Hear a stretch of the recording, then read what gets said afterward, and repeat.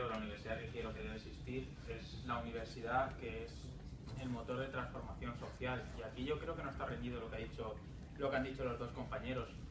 Por supuesto que pienso que en la universidad se tienen que enseñar más cosas que las curriculares. Tiene una frase muy afortunada Ángel Gabilondo que dice que la universidad que no te enseña a pensar es un enseñadero, no una universidad.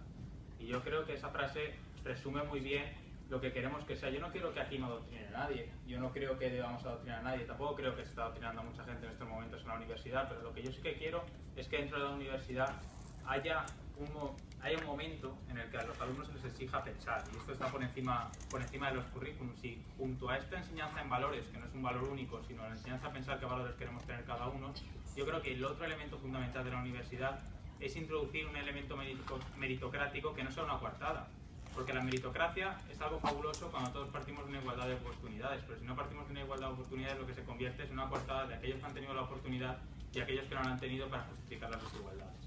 Entonces yo creo que es aquí donde radica el debate fundamental de lo que queremos que sea la universidad y cómo queremos que la universidad sea un ascensor social, sea un elemento de transformación, porque no hay nada más falso que una universidad en la que se niegue el acceso a la gente que no tiene recursos sea una universidad que genere valor y que sea útil para la sociedad. Porque en ningún sitio está escrito que el hijo del abogado es más inteligente que el hijo del carpintero. Y probablemente se haya excluido de la universidad por motivos económicos en estos últimos años a gente maravillosa y fabulosa que podrían haber aportado tanto como aportaba aquel profesor, que por cierto me parece una barbaridad que no siga siendo profesor por un tema, porque creo que esto es empezar la casa por el tejado y no creo que tengamos que renunciar a nadie para conseguirlo todo.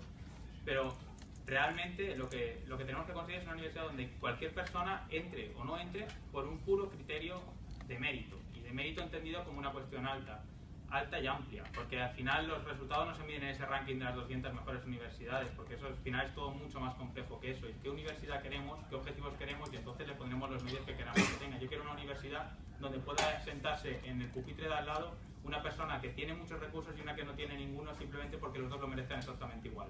Y quiero que esa universidad le dé las mismas herramientas de futuro a todos y que además les enseñe a pensar.